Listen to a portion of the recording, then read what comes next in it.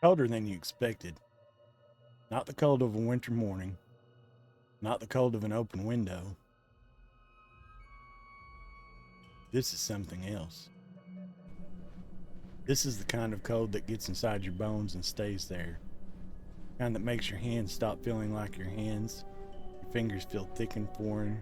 They belong to someone else. You've been moving for hours, maybe longer. Time has started to behave strangely out here. You stopped trusting it a while ago. The landscape around you, white in every direction. Flat in some places, brutally steep in the others. The wind comes in low and fast, cutting across your face, and every time it does, you have to remind yourself to breathe. Your legs are heavier than they should be. You noticed it a few miles back. Tried not to think about it. But you're thinking about it now. Weight isn't just physical, it's something else. Something has settled over you in the last hour like a second coat. Exhaustion. Real exhaustion. Kind that starts to blur the edges of things. Focus on the ground in front of you, one foot, then the other. That's the whole world now. The next step. Then you hear it. Behind you. Stop. Footsteps stop too. Turn around slowly. Nothing. Just ice. Wind moving across the surface of the snow in long, thin sheets. Stand there for a moment, scanning the white. Your mind offers an explanation. Echo, the wind, your own breathing. Accept one of them, you keep talking. 20 minutes later, it happens again. This time you don't stop. You don't turn around. Because somewhere beneath the exhaustion and the cold, and the blur of the last several hours, you've already understood something. There's someone with you. Not behind you, exactly. Beside you. Close. Keeping pace. Can't see them, can't hear them clearly. Presence is there. And it does not feel like your own mind. It feels like company. And then, without understanding why, you feel something change. Weight in your legs is still there. Cold is still there. Nothing's changed, technically speaking. But you're going to make it. You know this now. Not because conditions have improved, because you're no longer alone.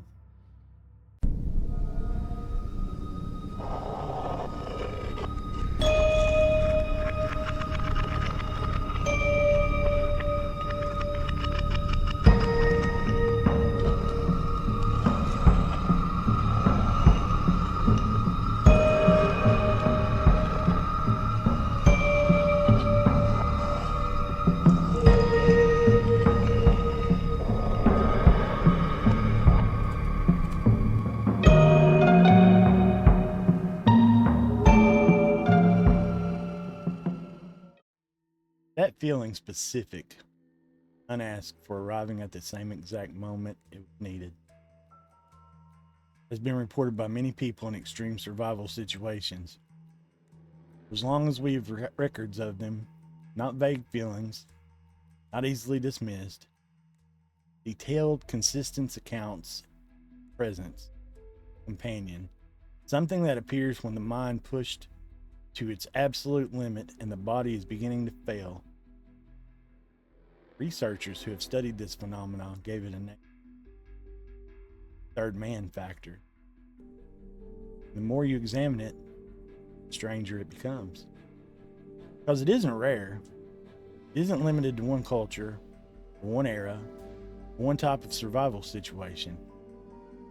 It appears in the accounts of mountaineers, sailors, polar explorers, soldiers, lone swimmers, and disaster survivors.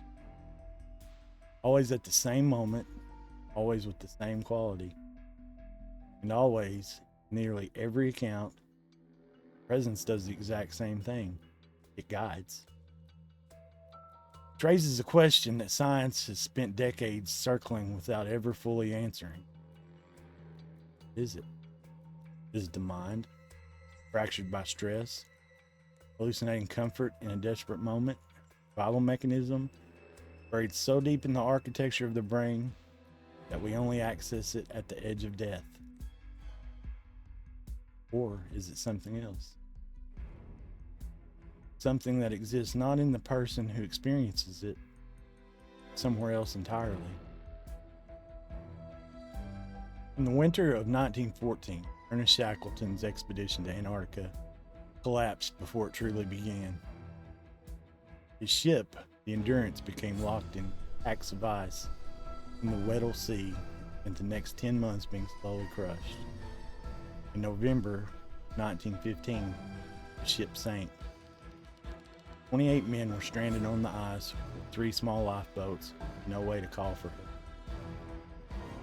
What followed was one of the most documented survival ordeals in history. After months on the ice, Shackleton led 5 men an 800-mile open ocean crossing in a 22-foot lifeboat to reach South Georgia Island. They arrived at the uninhabited south coast. Between them and the whaling station on the north side was a mountain range that had never been crossed. They had no proper equipment, no maps of the interior. They had been at sea for 16 days and hadn't slept properly in weeks.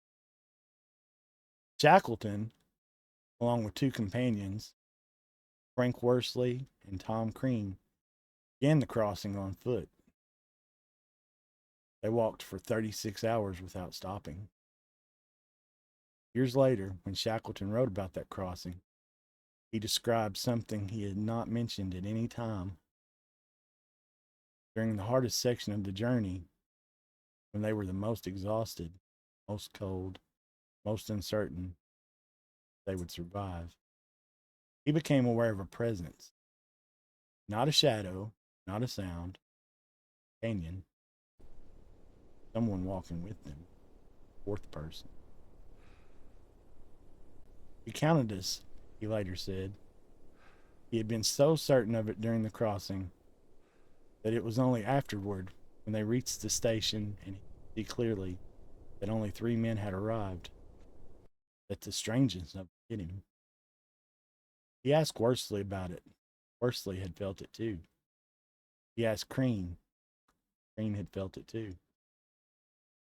None of them had mentioned it during the crossing. Each had assumed it was private, a symptom of exhaustion, stress, or something to keep quiet.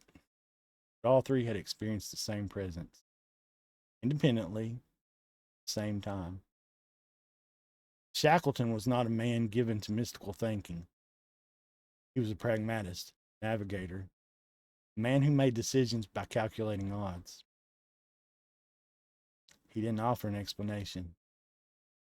He simply reported what had happened. 40 years later, on the northeast ridge of Everest, a climber named Frank Smith found himself in a situation that Shackleton might have recognized. It was 1933. Smith was attempting the summit alone after his climbing partner had been forced to turn back with altitude sickness. He was at approximately 28,000 feet, in the death zone, where the human body begins to deteriorate faster than it can recover. At some point during the ascent, he became aware that he was not alone. Presence was so real that when he stopped to eat a piece of cake, he broke it in half, turned to offer the other half to his companion. His companion wasn't there. He later wrote about the experience at length. He described the presence as kind, protective. He said it felt like someone was with him, watching over him throughout the most dangerous section of the climb. When he turned back from the summit, a decision that almost certainly saved his life. Presence stayed with him all the way down.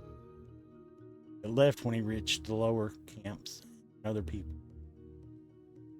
Smith was a respected mountaineer, a careful observer. He documented what he experienced precisely. He didn't interpret it. Simply said there was someone there, and then there was. Couldn't explain it. In 1982, British yachtman John Ridgway described a similar experience during a solo Atlantic crossing. He was a week into the voyage, sleep deprived, and far offshore. The ocean was hostile. He'd been managing the boat for long enough that the effort had started to erode something. Not his competency, but his sense of being anchored. One night, he became aware of a presence in the cockpit. Hallucination.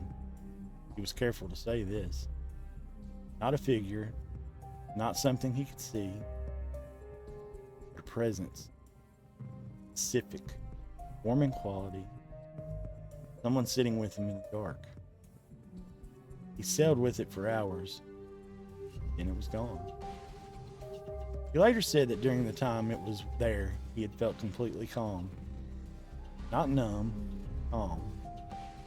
The kind of calm that comes from not being alone. He didn't know what to make of it. He said so clearly, he never forgot it.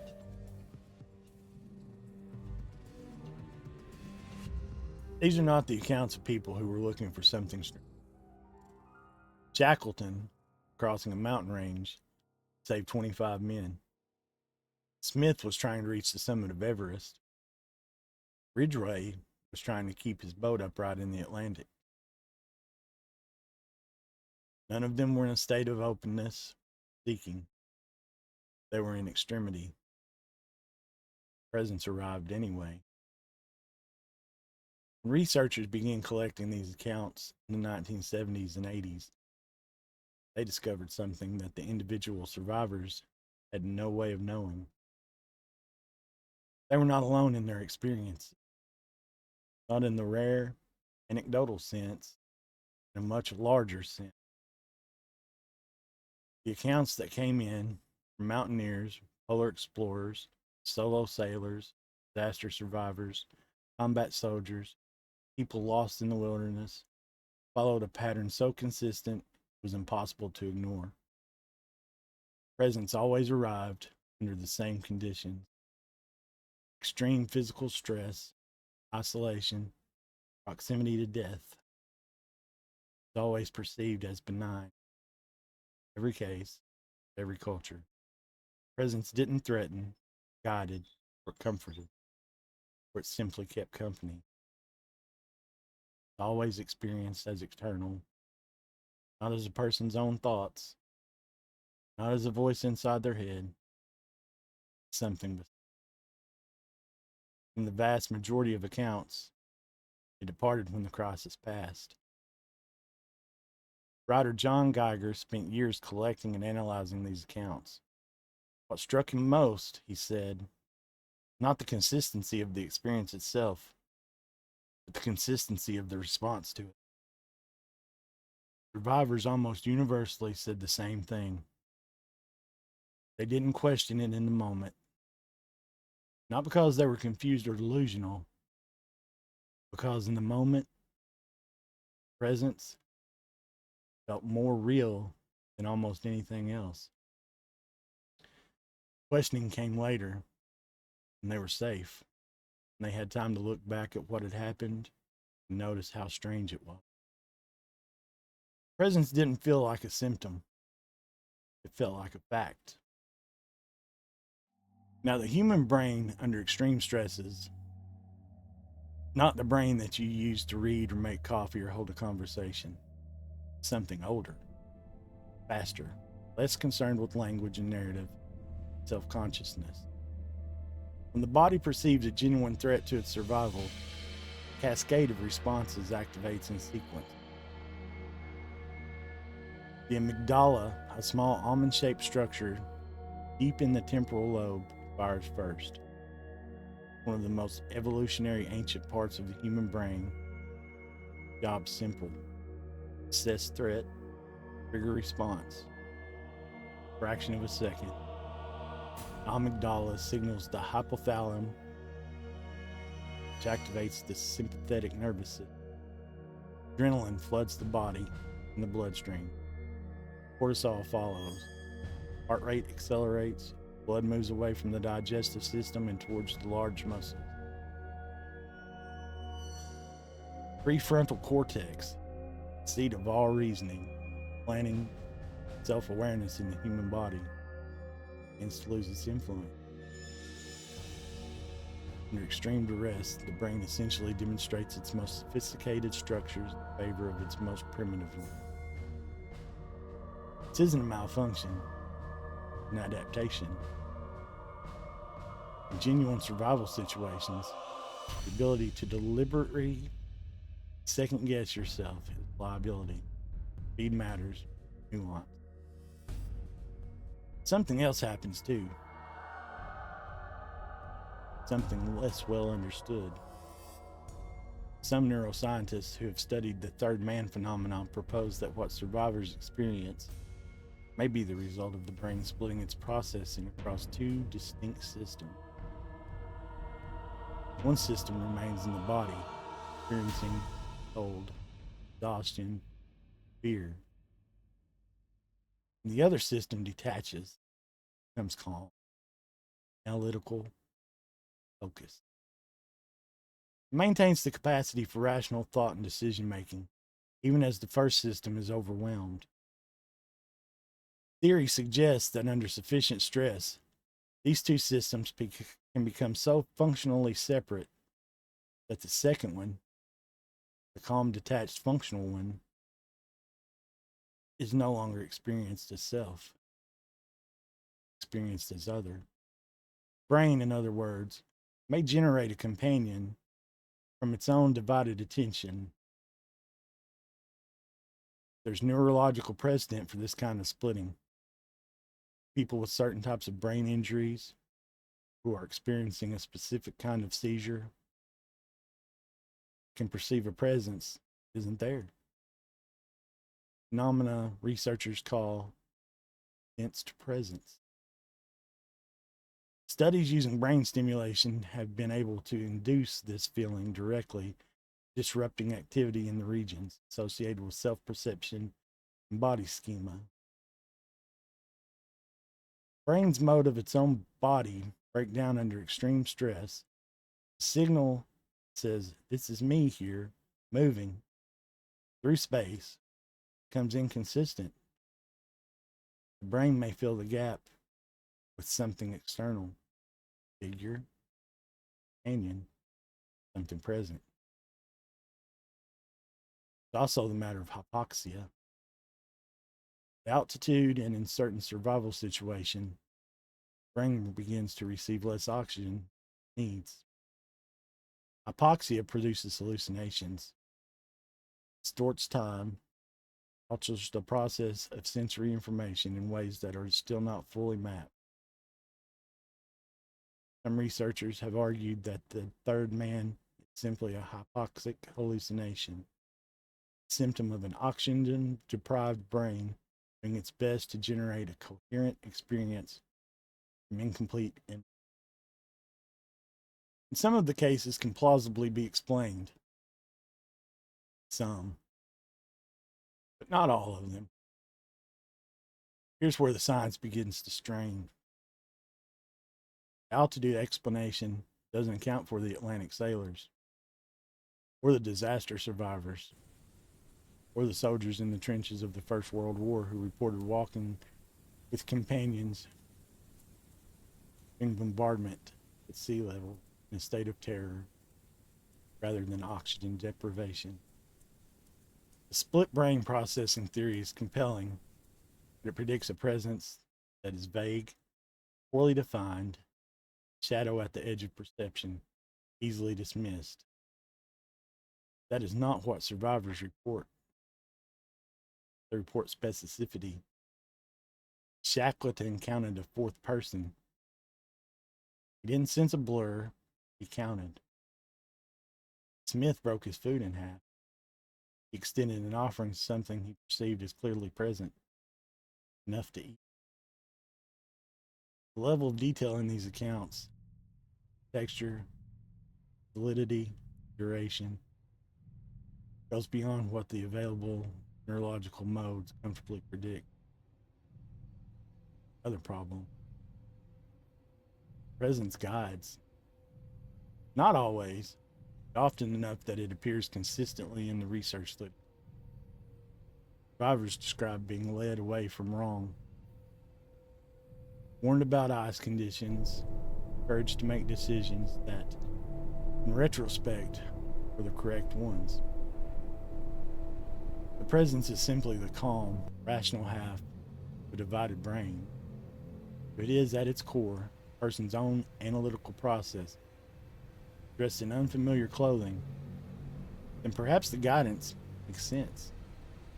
Perhaps the brain knows things that the conscious self doesn't, and externalizes that knowledge in a form that can be heard.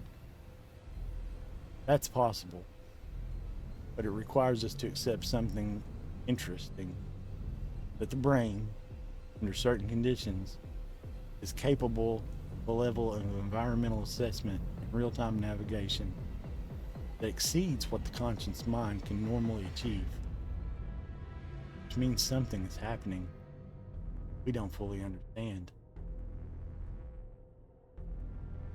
And then there are the cases where the presence conveys information, specific, verifiable information.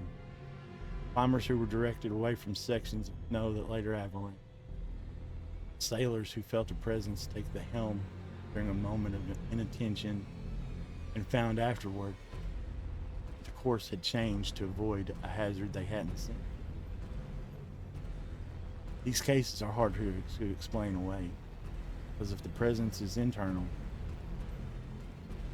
it is now the mind speaking to itself in a voice it doesn't recognize. Then how does it know things a person doesn't?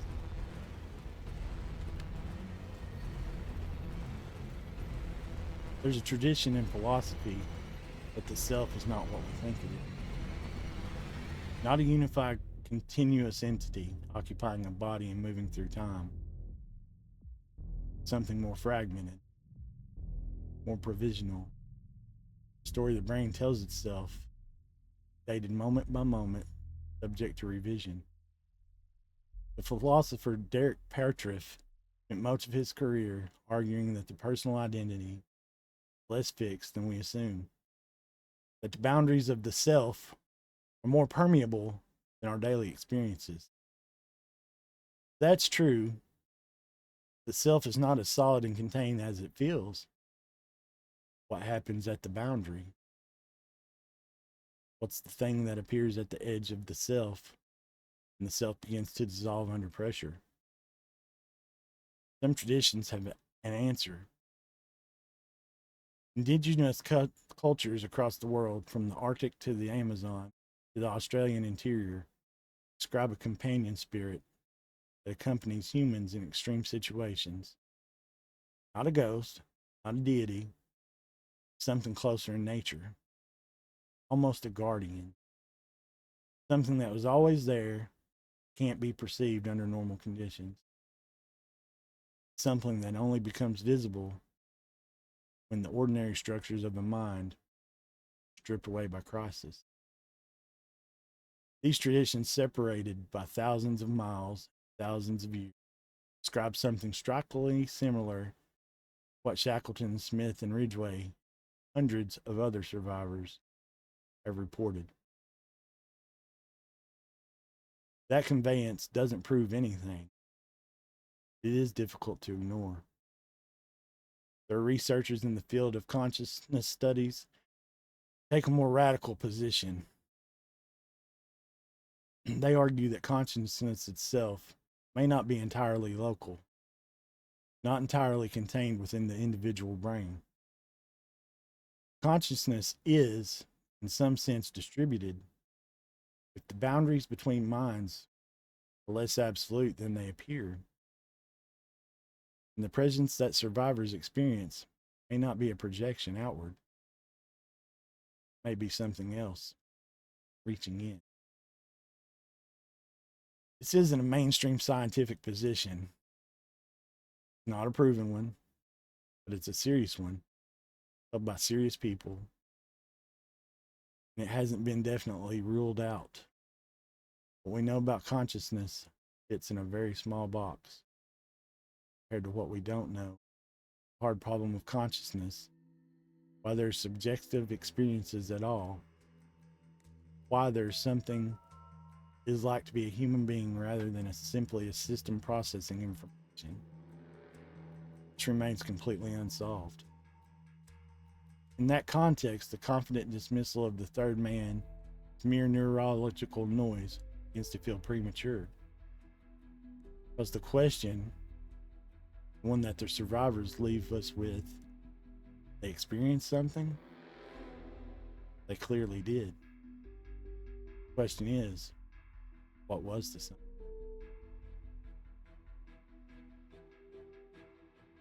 There's a detail in Shackleton's account. It doesn't get much attention. It isn't in the scientific literature. It isn't in the analysis. In a letter he wrote to his wife after the crossing, he said that the presence, fourth man that he had felt for those 36 hours on the mountain, not felt unfamiliar, not comforting in the way that a stranger's help might be, comforting in the way that something known as comfort. He said it had felt like someone he recognized. Couldn't say why, couldn't say from where. The recognition was there. That detail appears in other accounts too, quietly, without emphasis.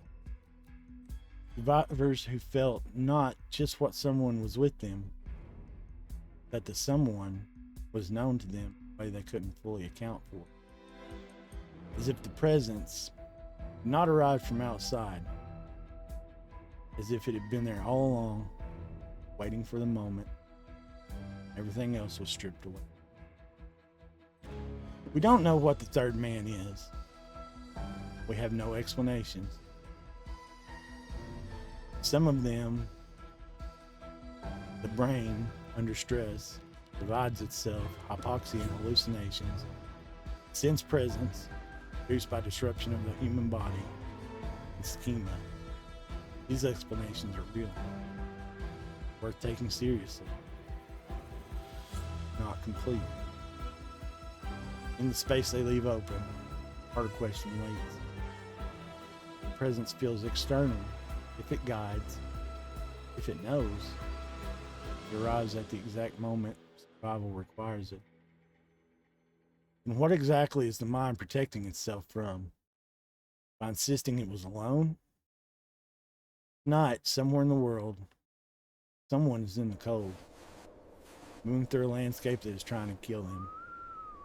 And somewhere, just beside them, keeping pace, calm, focused, present, something is walking with them. Whether it's the deepest part of themselves or something else entirely,